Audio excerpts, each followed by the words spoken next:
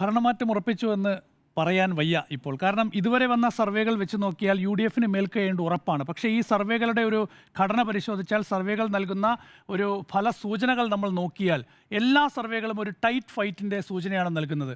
UDFന് മേൽക്കൈ നൽകുമ്പോഴും കുറഞ്ഞ സീറ്റ് എന്ന് തുടങ്ങുന്നത് എവിടെ നിന്നാണ്?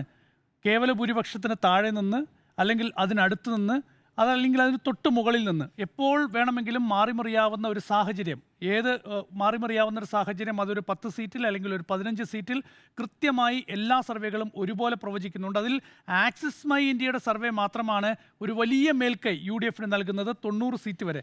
മറ്റെല്ലാ സർവേകളും നമ്മൾ നോക്കിയാൽ, ഇപ്പോൾ ജേർണോമീറ്റർ എന്ന് പറയുന്ന സർവേ നൽകുന്നത് 65 മുതൽ 80 സീറ്റ് വരെയാണ് UDF. എവിടെ നിന്നാണ് തുടങ്ങുന്നത്? 65-ൽ നിന്നാണ് തുടങ്ങുന്നത്. 65-ൽ നിന്ന് തുടങ്ങി 80 വരെ. പീപ്പിൾസ് ഇൻസൈറ്റ് സർവേ നോക്കൂ, 66 മുതൽ 76 വരെ. അതുപോലെ ചാണക്യ സ്ട്രാറ്റജി സർവേ നോക്കൂ, 72-ൽ നിന്നാണ് 80-ലേക്ക് പോകുന്നത്. അതുപോലെ CNN വോട്ട് വൈബിൻ്റെ സർവേ 70-ൽ നിന്നാണ് 80-ലേക്ക് പോകുന്നത്.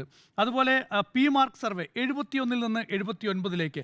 ഇങ്ങനെ നോക്കിയാൽ മാട്രിക്സ് സർവേ 70-ൽ നിന്നാണ് 75 വരെ സീറ്റ് UDFന് നൽകുന്നത്.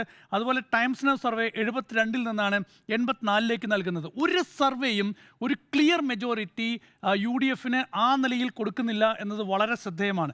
മാത്രമല്ല, നമ്മൾ നോക്കിയാൽ, അതായത് ഇന്ന് ടുഡേയ്സ് ചാണക്യയുടെ സർവേ വന്നിട്ടുണ്ട്. ടുഡേയ്സ് ചാണക്യയുടെ സർവേ വളരെ പ്രധാനപ്പെട്ടതാണ്.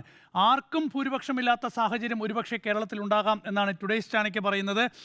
LDFന് ഒരുപക്ഷെ 55 മുതൽ 73 വരെ സീറ്റ് ലഭിക്കാമെന്ന് ടുഡേയ്സ് ചാണക്യ പറയുകയാണ്. 2014-ൽ അന്ന് നരേന്ദ്രമോദി ഇന്ത്യയിൽ അധികാരത്തിൽ വരുമ്പോൾ അന്ന് BJPക്ക് ഏറ്റവും അധികം സീറ്റ് പ്രഡിക്റ്റ് ചെയ്ത ഏജൻസിയാണ് ടുഡേയ്സ് ചാണക്യ എന്ന് പറയുന്നത്. അന്ന് 300-ലധികം സീറ്റാണ് ടുഡേയ്സ് ചാണക്യ പ്രഡിക്റ്റ് ചെയ്തത്. പക്ഷേ 282 സീറ്റ് നേടി അന്ന് BJP അധികാരത്തിലെത്തി.